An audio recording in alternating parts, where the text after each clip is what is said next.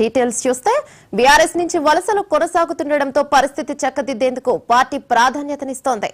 నేతలు వీడిన చోట జరిగే నష్టాన్ని వీలైనంత మేర పూడ్చి లోక్సభ ఎన్నికల ప్రచారాన్ని గాడిన పెట్టడంపై దృష్టి పెడుతోంది. అసెంబ్లీ ఎన్నికల్లో ఓటమి తర్వాత వలసల కారణంగా నెలకొన్న పరిస్థితిని చక్కదిద్దే ప్రయత్నం చేస్తోంది.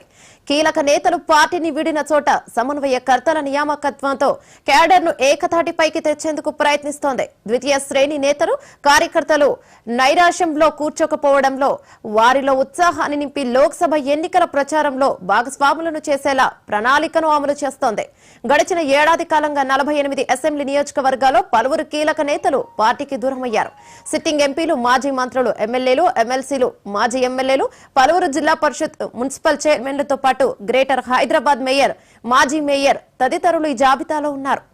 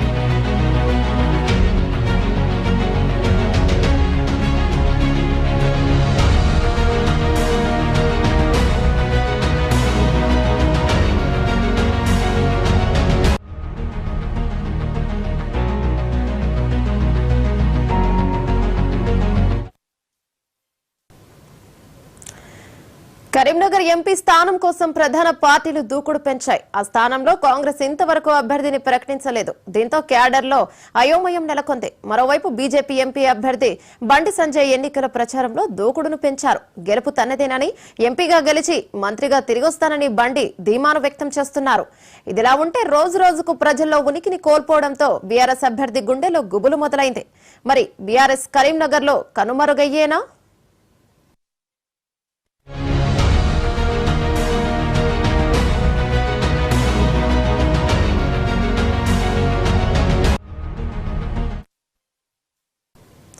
దీనిపై మరింత సమాచారం రవీంద్ర అందిస్తారు. రవీంద్ర, చెప్పండి.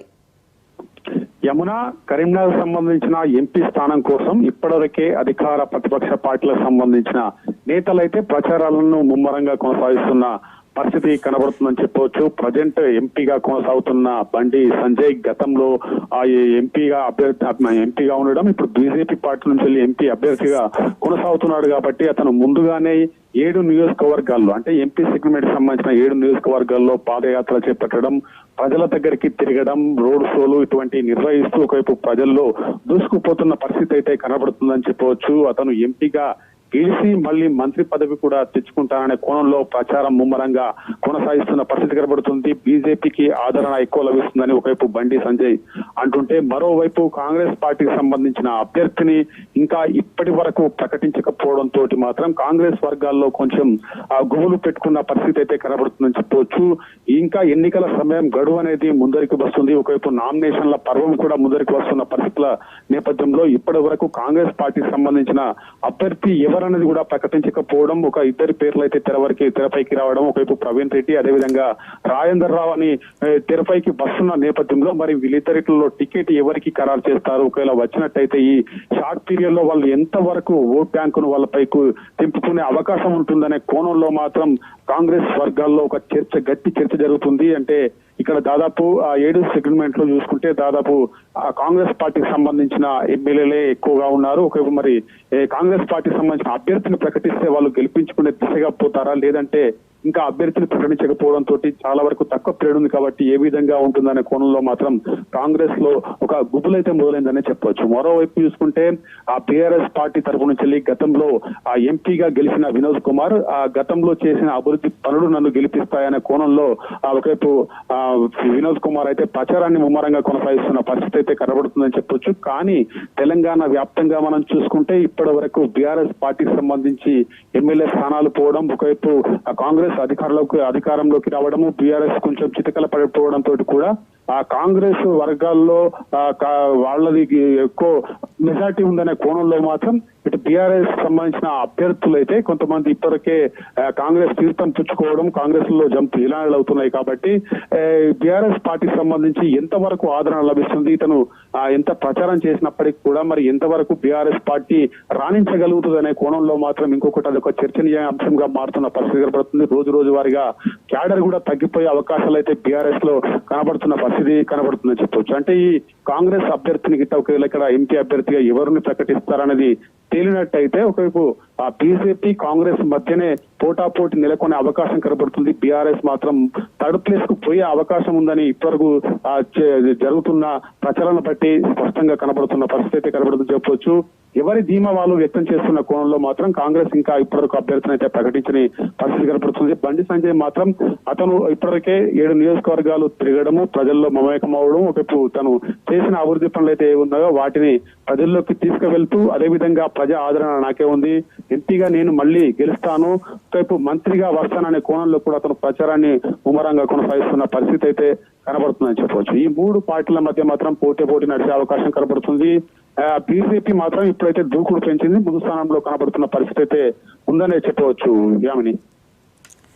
రైట్ రవీంద్ర, అంటే ఇప్పటికే సమీపిస్తున్న ఎన్నికలు దగ్గరకు వచ్చేస్తున్నాయి, అయినా కానీ కాంగ్రెస్ పార్టీ ఇంకా అభ్యర్థిని ప్రకటించకపోవడం వెనుక ఏదైనా ప్లానింగ్ ఉందంటారా? అయితే ఇక్కడ ఆల్రెడీ బీజేపీ నుంచి ప్రచారం కూడా మొదలు పెట్టేశారు బండి సంజయ్ గారు, అలాగే 7 నియోజకవర్గాలు మొత్తం తిరిగారని చెప్పుకుంటున్నాము.